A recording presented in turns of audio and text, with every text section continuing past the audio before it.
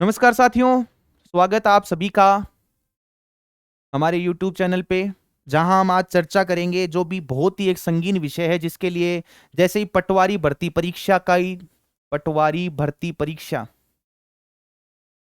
की विज्ञप्ति जारी हुई, उसके साथ ही इसका विरोध प्रारंभ हो गया। उसके क्या कारण हो सकते हैं और क्या वो कारण सही हैं, निम्न चीजों के बारे में जानना बहुत अति आवश्यक है। क्योंकि काफी लोगों को लेकर इसके अलग अलग विचार हैं, मेरे भी अलग विचार हो सकते हैं, आपके भी अलग विचार हो सकते हैं, सारी चीजें हैं। देखो, कुल मिलाकर टोटल पद कितने थे इसके अंदर? 2033 पदों के ऊपर यह वर्गीकरण जारी किया गया है, जिसमें नॉन टीएसपी एरिया को 1733 पद मिले हैं। हमें सिर्फ इस पे फोकस करना है, ठीक है? 1733 पदों पे हमें फोकस करना है, मेन मुद्दा तो वो है। मैंने बता दिया, पहले बात पूरी सुने, उसके बाद में अपने वैचारिक मतभेद मुझे बताएं।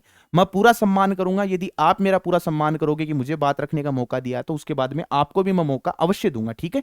कि आपकी बात कितनी सही है, कितनी गलत है, ठीक है? इसके अंदर पदों का विवरण हुआ, ठीक है? मोटा मोटा बता देता हूं कि हमारे 10% ईडब्ल्यूएस को आरक्षण है, 21% ओबीसी को आरक्षण है, 13% एसटी को रिजर्वेशन है और 17% एससी को रिजर्वेशन है। मोटा मोटा इस तरीके से है। मान लो 5% रिजर्वेशन हम एक काम करते हैं, एमबीसी को और दे देते हैं। ये रिजर्वेशन का क्राइटेरिया है जो हमने सरकार के द्वारा हमें बांटा गया है, ठीक है? अब 1733 पद आते हैं, टोटल मिला के 1733 पद आते हैं। अब इसका वर्गीकरण बताता हूं मैं आपको कि सरकार ने किस तरीके से पद दिया, ठीक है? इसमें एससी को कितने पद दिए, पहली बात बता देता हूं। ईडब्ल्यूएस को कितने पद दिए? 405, ठीक है? ओबीसी को कितने पद दिए? 364। उसके साथ ही एसटी को कितने पद दिए? 175।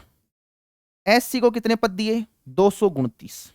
और उसके साथ एमबीसी को कितने पद दिए?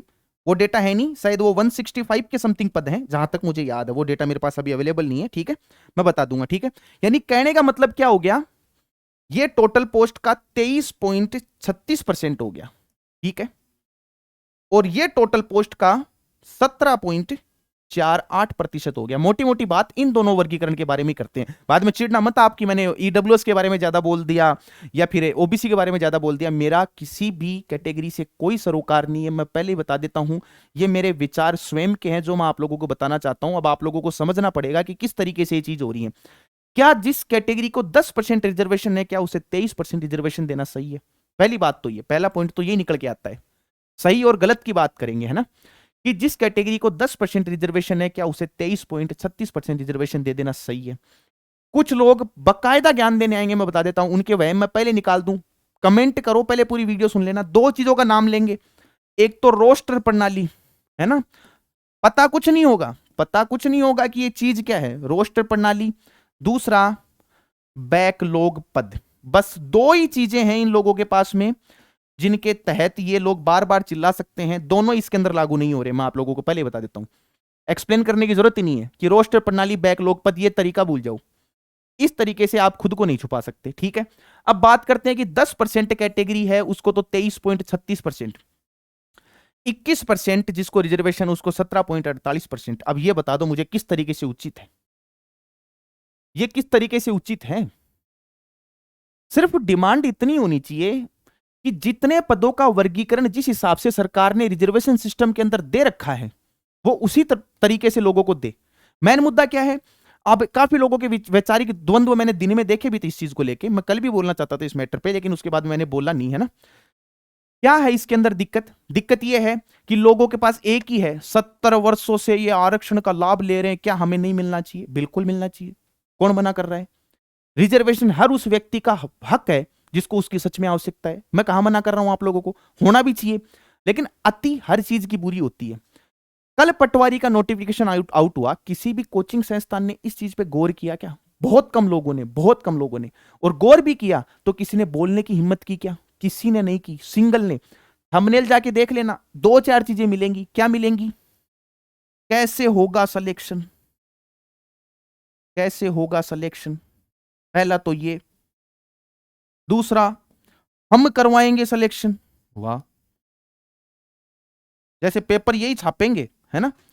हम करवाएंगे सिलेक्शन। तीसरा, हमारा कोर्स सबसे शानदार। क्या इसके अलावा किसी ने कोई बात की थी क्या? किसी भी कोचिंग संस्थान ने कोई बात की थी क्या? क्यों नहीं की? क्योंकि छात्र हितों से उन्हें कोई तात्पर्य नहीं है। मैं ये नहीं कह रहा कि आप ईडब्ल्यूएस के पद कम करके उसके बाद में ओबीसी को दे दो, बिल्कुल नहीं। क्यों दे दो? जब इनको आपने इतने दिए ही हैं तो वो इसके हकदार हैं, तभी तो दिए होंगे ना आप लोगों से। हमसे ज्यादा तो बुद्धिजीवी होंगे ना आप लोग, है ना? या फिर ये जो पद हैं 175 इन्हें कम ज्यादा करो, 229 को कम ज्यादा करो, 165 को कम ज्यादा करो। क्या ये 165 आपको 5% दिख रहे हैं क्या 1733 के? मुझे तो किसी भी एंगल से नहीं दिख रहे। तो ईडब्ल्यू से क्यों? इसमें तो एमबीसी भी बराबर की हकदार है। एमबीसी भी बराबर की हकदार है। एक अकेले ईडब्ल्यूएस को टारगेट करने से कुछ नहीं होगा। सरकार से यह डिमांड करनी चाहिए कि 405 के 405 रहने दो, कोई दिक्कत नहीं है। सर्वप्रथम लोगों को ईडब्ल्यूएस से तो इश्यू है ना, इसको 10% मान लो टोटल का, और इसके अकॉर्डिंग पदों में वृद्धि कर दो, या तो भर्ती रहने दो।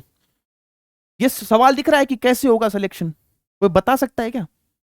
कि जो पॉपुलेशन 52% है राजस्थान में, उसको आप 17.48% रिजर्वेशन वो सीटें देने के बाद में ये पूछ रहे हो कि कैसे होगा सिलेक्शन? होगा ही नहीं। वो ज्ञान तब तक ही अच्छे लगते हैं कि हमें तो एक ही सीट चाहिए, जब तक वो खुद पे ना बीते। सच्चाई यही है समाज की। ये एक सीट वाला ज्ञान कहीं और दे लेना, ये एक सीट वाला ज्ञान कभी काम नहीं आएगा। हमें तो एक ही सीट चाहिए, सीट एक ही चाहिए होती है। मैं 1000 बार बोलता हूं आपको, 400-500 सीट लेके कोई नहीं भागता है। ये सच्चाई है हमारे समाज की। जो भी टीचर देखे तुझे तो एक ही सीट चाहिए, एक ही सीट चाहिए। अरे 8 लाख लोग पास हुए सीईटी के अंदर, पद 2033, 33 भी नहीं है शायद, वो 2020 ही है। 2020 13 और कम कर लो, तो फिर कैसे होगा सिलेक्शन? कैसे ही नहीं होगा सिलेक्शन। मेन मुद्दा वो है। ये भी किसी तरीके से तार्किक नहीं है, ये भी नहीं है, ये भी नहीं है, ये भी नहीं है, ये भी नहीं है। पूरा कैटेगरी वाइज डिवाइड गलत किया गया है। अब कुछ लोग बोलेंगे कि स्वर्ण कास्ट की सरकार को ऊपर बैठा दिया गया है तो इसी तरीके से पद मिलेंगे, ये मिलेंगे। ये तो होती है ढकोसला करने वाली बातें। इन शब्दों का कोई मतलब नहीं है। यदि राजस्थान के युवा एक साथ आवाज उठाए ना कि ईडब्ल्यूएस के पदों को 10% मान के उसके बाद में पदों की संख्या में वृद्धि करो, तो सरकार भी झुक जाती है। और रही बात बेरोजगार नेताओं की, तो उनकी तो कंडीशन इस टाइम पे ये है, वो ऐसे मामलों में हाथ डालना ही नहीं चाहते। ऐसे मामलों में वही आदमी बोल सकता है जिसके अंदर वो आग लगी हो ना, कि कभी भी युवाओं के साथ गलत नहीं होना चाहिए। मेन मुद्दा वो है, वो समझना अति आवश्यक है। कहने को मैंने बता दिया। बहुत लोग आएंगे, रोस्टर प्रणाली का नाम लेंगे, बैकलॉग पदों का नाम लेंगे, उसके बाद में और चीजें बोलेंगे। काफी लोग मुझे ये भी बोलेंगे कि तू ईडब्ल्यूएस को टारगेट कर रहा है, तू एमबीसी को टारगेट कर रहा है, तू ओबीसी का हितैषी है। मैं किसी का हितैषी नहीं हूं, मेरा किसी कैटेगरी से कोई मतलब नहीं है। मेरा मतलब सच और गलत से है। मैं किसी से सम्मान पाने के लिए सच को गलत नहीं बोलूंगा और गलत को सच नहीं बोलूंगा। जो सही है वो सही है, वो गलत है वो गलत है। ये चीज हमें समझनी चाहिए, और समझनी बहुत ज्यादा आवश्यक है। कल से लोग इसके पीछे पड़े हैं, और कई जगह टिप्पणी भी देखने को मिली थी कि ओबीसी संघ जल्दी मुख्यमंत्री जो भवन है उसका घेराव करेंगे। जल्दी कर लो। सरकार हठधर्मी सरकार है, इसको जगाने के लिए बहुत ज्यादा आवश्यक होता है कि इस तरीके से, क्योंकि आज बड़े खुश हो रहे हो इनके साथ हो के, बाद में सबके साथ होगा। ये 70 वर्ष वाला रोना मत रो। मैंने हमेशा कहा है कि ईडब्ल्यूएस के 80% फर्जी सर्टिफिकेट बने हुए हैं। मैं मेरे साथ वाले बता दूंगा 5-6 तो आपको, ऐसे अच्छे भले परिवार से बिलोंग करते हैं, ईडब्ल्यूएस सर्टिफिकेट बनवा रखा है। अरे जो क्राइटेरिया सरकार ने दे रखा है उसके अकॉर्डिंग ही चलो, हमें उससे कोई आपत्ति नहीं है। मैंने बोला कि रिजर्वेशन आके एससी एसटी का छीन लो। रिजर्वेशन सिस्टम राजस्थान नहीं इंडिया के लिए बहुत ज्यादा जरूरी है। अभी भी कुछ जातियां ऐसी हैं जिनको सच में रिजर्वेशन की जरूरत है। जाति छोड़ दें तो कुछ लोग ऐसे हैं जिनको रिजर्वेशन की सच में जरूरत है। रिजर्वेशन एक आवश्यक चीज है, इसको पूर्ण रूप से कभी भी समाप्त नहीं किया जा सकता। और वो कहा जाता है ना कि मधुमक्खियों का वो छत्ता है जिसके कोई भी नेता हाथ नहीं लगाना चाहता। ये बड़ी बड़ी बातें कहने कोई होती हैं। जैसे ये ईडब्ल्यूएस प्रणाली 2019 से लागू हुई, उसके पश्चात किसी ने ये पूछा कि ये स्वर्ण कास्टों में क्यों? क्या गरीब और अमीर ईडब्ल्यूएस में, वो ओबीसी में नहीं होते? क्या एससी एसटी में नहीं होते? एमबीसी में नहीं होते? ये क्राइटेरिया वहां लागू क्यों नहीं किया गया? वहां लागू किया गया तो ये जो ओबीसी वाले, इनको तो जनरल में और पटक दिया। क्रीमिलियर नॉन क्रीमिलियर बांटा ना उन्होंने, तो उनको अलग से कोई रिजर्वेशन थोड़ी ना दिया, नहीं दिया ना। लेकिन ईडब्ल्यूएस को 10% अलग से दिया गया। तो वर्तमान समय पे जितनी भी चीजें की गई हैं सारी गलत हैं। चाहे किसी भी कैटेगरी को दी गई हो, सरकार से डिमांड करो, बेरोजगार नेताओं से पूछो एक बार जाके कि छात्र हितैषी बनते हो तो एक बार छात्रों की आवाज बुलंद करके दिखाओ क्योंकि जिस भर्ती परीक्षा का रिजल्ट आना होता है वो तो आज नहीं तो कल आ जाएगा, ठीक है। भर्ती परीक्षाओं को लेके मत भागो, जो भर्ती आनी होती है वो आज नहीं तो कल आ जाएगी, वो सारे काम तो होने ही होने हैं। लेकिन इस मुद्दे पे कोई बोल के दिखाओ तब जानू मैं, इतना आसान नहीं होता है। बाद में कितने पक्ष विपक्ष सुनने को मिलते हैं वो मुझे पता है, लेकिन मैंने जो चीजें बताई हैं शांति से सुनना समझना। दोबारा रिपीट कर देता हूं, किसी कैटेगरी से मैं बिलोंग नहीं करता हूं, मेरा कोई कनेक्शन नहीं इस चीज से, लेकिन सच्चाई आप लोगों के सामने खोलनी आवश्यक थी इसलिए मैंने खोल दी। उसके अलावा बाकी आप लोगों को कहीं और देखना हो तो देख लेना कैसे होगा सिलेक्शन। पटवारी का नोटिफिकेशन खोल के खड़े हो जाते हैं यूट्यूब पे, कोई तात्पर्य नहीं उस चीज का, आप लोग उसको आसानी से पढ़ सकते हो। लेकिन सच्चाई क्या होती है, वास्तविकता क्या होती है, उससे खुद को परिचित करवाना बहुत आवश्यक होता है। पहले खुद के अंदर झांक के देखो कि कितना सही है कितना गलत है, ऐसे सीधा ही मत बोलो किसी पे, ठीक है। तो मिलेंगे फिर आपसे अगली क्लास में, तब तक के लिए धन्यवाद, जय हिंद।